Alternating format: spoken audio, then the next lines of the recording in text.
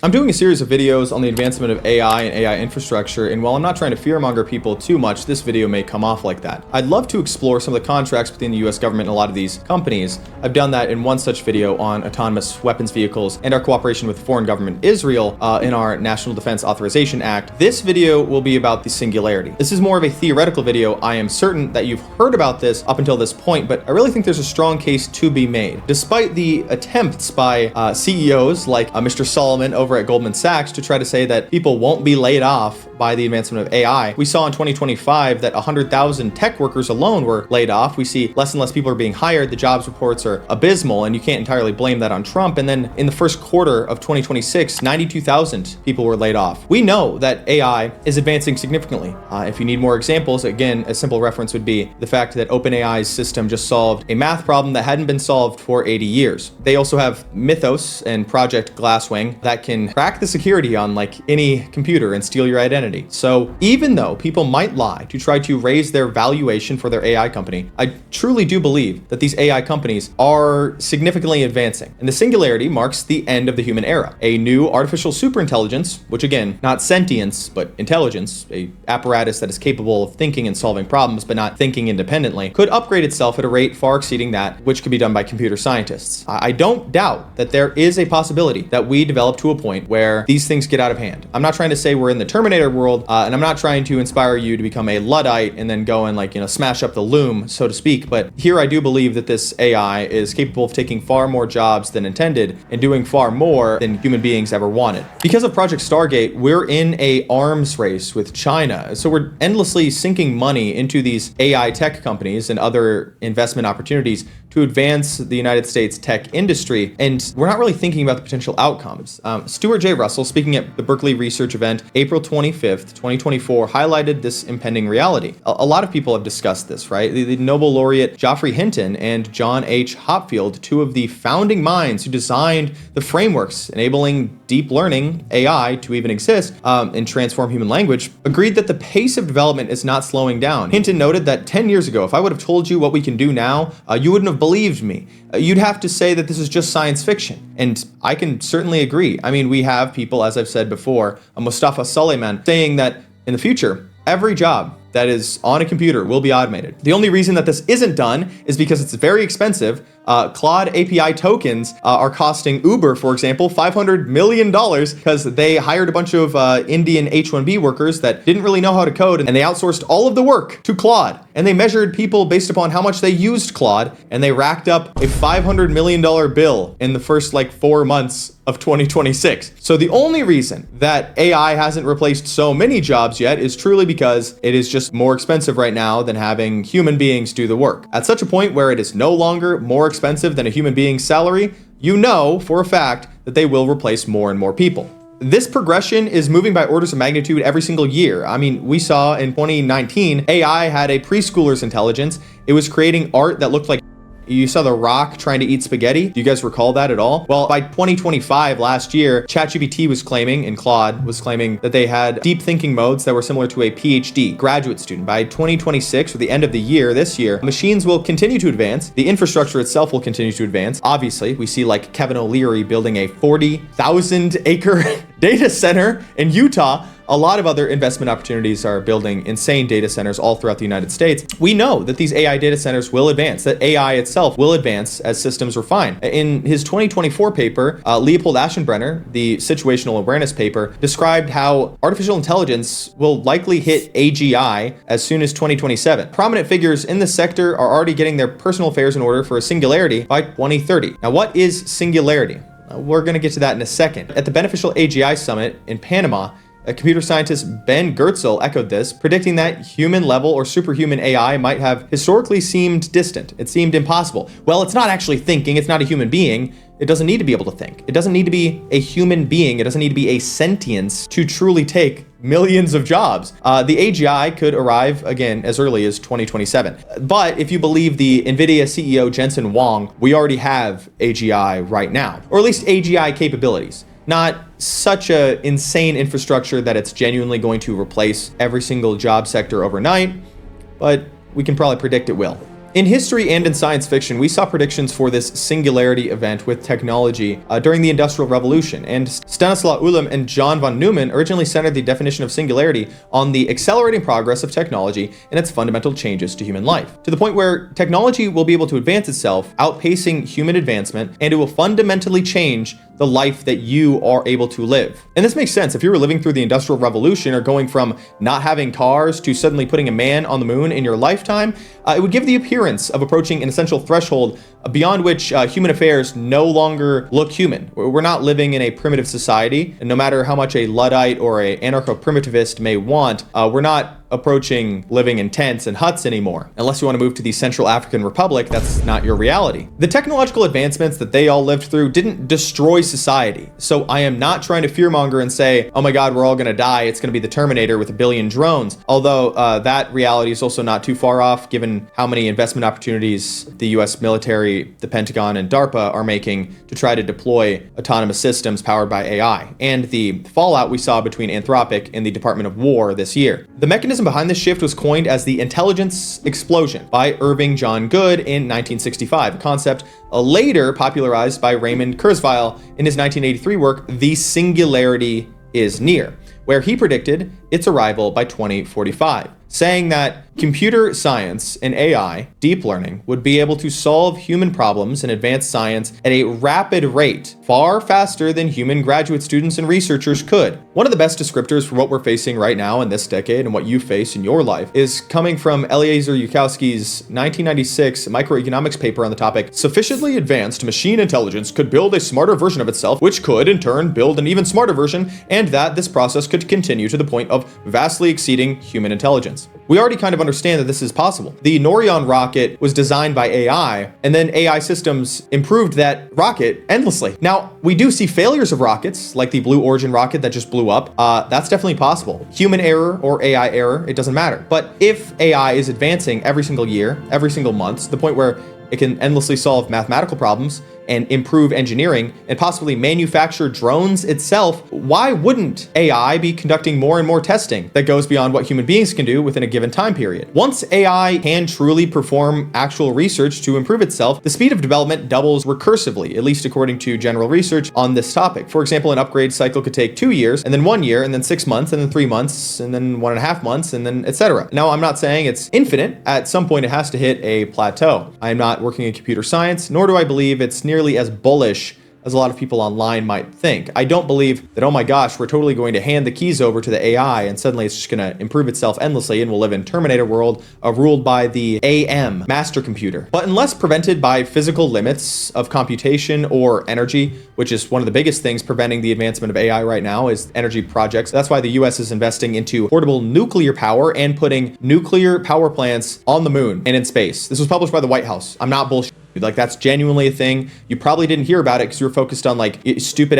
like alien disclosure, but I'm serious. They are genuinely trying to invest in a bunch of domestic 3 Mile Island, type nuclear plants, and then nuclear power plants in low Earth orbit and on the moon.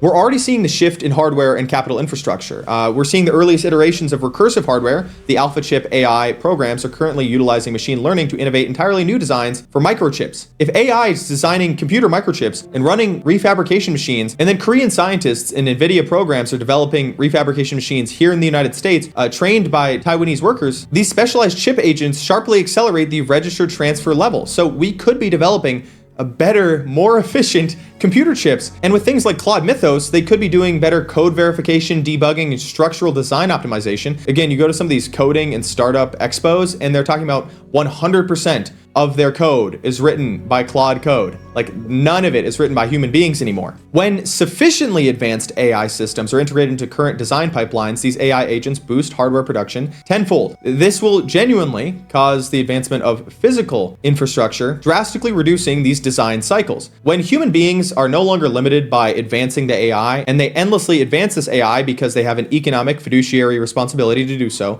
and they have a national security responsibility because they believe they're an AI arms race, then of course, They're going to simultaneously accelerate broader engineering designs beyond just silicon chips. They will continue to push into more and more AI data centers and military projects. Now, critics are arguing that because of public pushback, because it raises the cost of electricity and water use, data centers cannot be built within the decade due to extreme power grid constraints, and also because people just don't like them. And they don't like the idea that this AI is definitely being used for a surveillance state. I have another video on that. You can go and watch it here.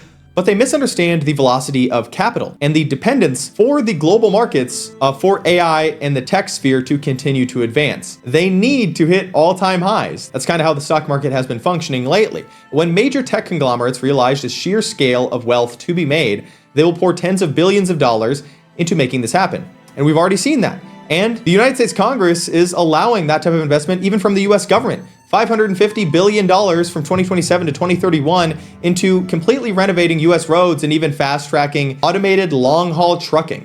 Alphabet, which is Google, Amazon, Microsoft, OpenAI, they've already invested into major energy projects like Oklo, the startup for nuclear power, and Constellation Energy. All of these nuclear power startups in the United States are being pursued so they can power AI data centers, because we would genuinely have to quadruple the amount of power that we are producing. These partnerships are designed to produce nuclear energy specifically for server infrastructure, bypassing the public power grid entirely to run the next iteration of superintelligence. Advanced robotics and integrated smart technologies are not just simply entertaining, right? When you saw that expo with Elon Musk unveiling a bunch of drones that are powered by human beings, AI, actually Indians, that seems interesting. The physical symptom of the tech singularity, or the advancement of computer science and manufacturing, will likely be humanoid robots. I don't believe we're gonna live in the Jetsons future where everybody has a humanoid robot folding their clothes, although we do see that in hotels. Things like this are being employed across the world. These physical machines cannot really rival the power of an unembodied AGI. Obviously, if you have sufficiently advanced and cheap and efficient AGI, it can do hundreds of millions of jobs. These machines will be the tangible manifestation of an international AGI. Obviously, a computer system can replace jobs done on a computer. No shit. But when you have robots manufacturing things, like we've seen in the automation in automobile manufacturing or in other spaces, we know that this can destroy millions of jobs. Whether it's companies like Aurora and Waymo for taxi drivers, or it's long-haul trucking, or it's pallet movers within warehouses, or it's people like longshoremen unpacking shipping crates, it doesn't matter. These physical machines, humanoid or otherwise, powered by AI, can take real-world human jobs as well. Maybe not working in an oil pipeline or working as a nurse, but even radiology technicians, as according to the CEO of America's largest public hospital system, saying he's ready to replace radiology technicians with AI. These drones can replace human beings in every realm of work, even delivery drivers. So you could work for Uber Eats, or people could order from Zipline and Drone Up and DoorDash and Uber Eats using drone services. Humanoid robots attract a lot of attention because, of course, everybody wants to look at this future that they believe is coming, and it likely is coming. I mean, based upon what we see from Boston Dynamics and Unitree with their G1 model, and Figure AI for Figure 1 and Figure 2, and the Tesla Optimus, which again, I know was powered by a human, but it doesn't matter. Like, it's likely going to be powered by AI in the future. They're moving past this science fiction, like Isaac Asimov shit, and it's going to be real world. It's going to replace commerce and commercial labor. As it should be abundantly clear, this automation can replace taxi drivers, bus drivers, truckers, service workers, longshoremen, port workers. They can replace factory workers and manufacturing workers and warehouse workers. A lot of these have been heavily reduced by automation already. The ABB IRB 390 Flex Packer replaced a bunch of people working on, factory conveyor belts. But when we see more and more humanoid robots or machines that are automated by efficient AI and then advanced by AI technology, and they're invested into by these companies for a more efficient workflow, things like Devonics platforms, 6-axis systems, Fanuc and Skara arms, all of these are going to be manufacturing things more and more. Well, human beings are going to be replaced in every single domain. I talked about Learned Hand and Shlomo Clapper replacing people working in the legal sphere. People who are trying to work in courts as stenographers or court clerks or even paralegals will be replaced too. Unless there's a massive tax or legal protection for your job, you can likely be automated away. Obviously, we know that software-based AI will completely eviscerate corporate administrative structures unless they intentionally choose to employ more people and have a less efficient workspace, which some places are clearly opting to not do that. I talked about Built But accountants, corporate marketing teams, secretaries, people, as Jamie Dimon and Dario Amodei said, that work in low-level entry jobs in Wall Street, they can be automated already. Even call centers can be automated. It's genuinely cheaper to use an AI flow system to answer calls and help to limit the amount of people you have to employ rather than to employ an Indian call center. If it costs a school district $20,000 to have a janitor robot that cleans basically anything and maybe even self-cleaning toilets, then why would they have a human being working as a janitor? I believe that customers will prefer to talk to human beings at front desks, but companies will find it unfeasible to employ hundreds of people when an AI can do the work of a dozen full-time staff for a fraction of the cost, and it never needs to sleep. It might need some repairs. It might need to be recharged. Who knows? But it doesn't really need to stop. And there's no protections for labor like there are for you. So when your grandma dies or you get sick or you have a kid, you need to leave work. The robot doesn't. A mainstream macroeconomic prediction from Goldman Sachs estimates that 300 million jobs will be lost worldwide due to AI. Given that roughly 3 billion people globally live on less than $2.50 a day, the bulk of this economic displacement will hit nations where automation is being invested in the fastest, which is the United States, China, Singapore, Japan, South Korea, Taiwan, Canada, and the United Arab Emirates. Sociologists argue that, well, human beings can naturally adapt to any change by creating entirely new professions to absorb all the people that are displaced by the workforce. And I've said this line multiple times. The sheer velocity of this shift means that AI might create new jobs, but the AI will just take those jobs too. Psychologically speaking, if individuals don't have a meaning or purpose and they're going to school to try to go get a job and then they just can't get a job and there are no jobs, and any of the jobs that are meant for humans are being outsourced to H-1Bs, then we know that that's going to break people and people will be systematically phased out of employment. An economy where artificial systems, robotic arms, conveyor belts, and automated call centers handle the production is an economy that runs 24/7. It doesn't need breaks. Why would they hire human beings? Human beings carry responsibilities and human beings can die. This shift triggers a crisis of alienation. There's already political polarization. There's already radicalization. There's a lot of anti-tech sentiment. The domestic population is financially fragile. A 2023 Federal Reserve study revealed that 54% of Americans lack any savings to cover basic emergencies, and consumer financial data show that roughly 78% of Americans live paycheck to paycheck. Whether or not that's all perfectly accurate, it doesn't matter. If it's even somewhat reflective of reality, Americans cannot just lose their job or be automated away. If there are sudden massive layoffs that can't be absorbed by the economy, and you compound this economic instability with America's current lack of community third places and the ongoing dissolution of the nuclear family and the pervasive culture of alienation as it exists right now, an atomized population will be completely helpless. And there's already a mental health epidemic. There's already a lot of self-harm, self-destructive behaviors, unhealthy behaviors. This could pivot to total civilizational destruction. Even more degenerate, even more risk-taking, even more of a gig economy, even more crime, people who are completely left out of the shed. Even if the US government tries to implement universal basic income, I don't believe the US government can cover that. And there are in-depth economic analysis to attest to this likelihood. There would have to be massive taxes on all these companies that are trying to automate away human positions. They're automating away a lot of their own capital as it exists because those human beings are also consumers, and when they're laid off, they just can't go spend money. Even if the US government is funding works programs to facilitate a new purpose for disillusioned Western workers, I'm not certain what they could be doing. Are they just planting trees and getting paid to plant trees? I'm not trying to sound completely hopeless and black-pilled, and I'm not trying to fearmonger you. Again, I don't know how quickly this could happen, but it's just a theoretical discussion. Anytime I discuss this with people, they minimize these advancements by replying about some abstract, unrelated semantic argument that AI isn't actually thinking. Again, I said this already. It doesn't matter if the AI is thinking. It's just learning. It's not truly in sentience. It's not in existence. That is just entirely out of touch. Does it need to be a human being to do your job? No. It's already replaced thousands, hundreds of thousands, maybe even millions of workers worldwide. Why do you think there's a job crisis? It's not just like an economic crisis. This public denial is something we've seen in history. I mean, at the turn of the 20th century, people were saying that, well, it's impossible. It's impossible for planes to ever exist. Humans will never fly. We weren't meant to. Humans are limited to basic gliders or the technology that exists.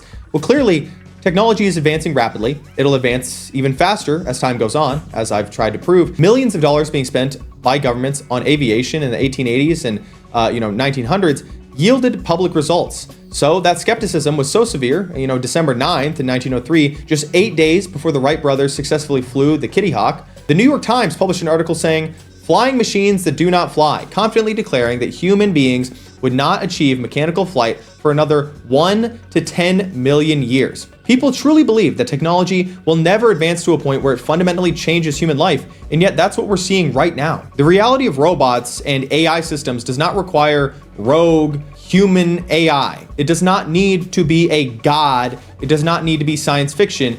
It just needs to work. It just needs to be efficient and automate people's jobs. And that alone can change society. If everybody's unemployed, what happened? That's why I think it's really important to reject this entire semantic denial and actually orient your life around something that's sustainable, self-reliant, you're capable of feeding yourself, you have intelligent investments, you're saving whatever money you can, you're trying to retire early if you have to. The FIRE community is pretty decent. It's good life skills in general. Aggressively build up any liquid capital that you can to cover any type of emergency, especially if you want to have a family. Network with local families and local friends, real world communities. If you can get together 3 guys to move a couch, you're doing better than most people. And having these community networks is fundamentally beneficial to anything, political or otherwise. I think that alienation will be one of the biggest things that affects people, but a technological advancement that possesses the capability to radically amplify human productivity and improve the quality of everyday life, you'd think that would be something good. It just likely won't be, based upon who holds the keys and who's running the show. I don't believe that this will endlessly advance the quality of human life like Elon Musk believes. He believes that we're going to have universal high income. There's so much productivity because of robots and AI that everybody will just be able to do whatever they want all the time. I believe even in that type of case, people will feel that they have no purpose and they will be depressed, and that might lead itself to more crime, more conflict. People who don't have something going on, when they're not devoting their time to something, they create problems. And I believe that alone, politically, could cause major unrest. You don't need to be afraid of robots. I'm not telling you to go flip over a Waymo car or, attack some random food delivery robot. I'm just saying that this is the practical reality of what automation could lead to. And this singularity, advancing itself, could lead us into a world that we truly don't recognize.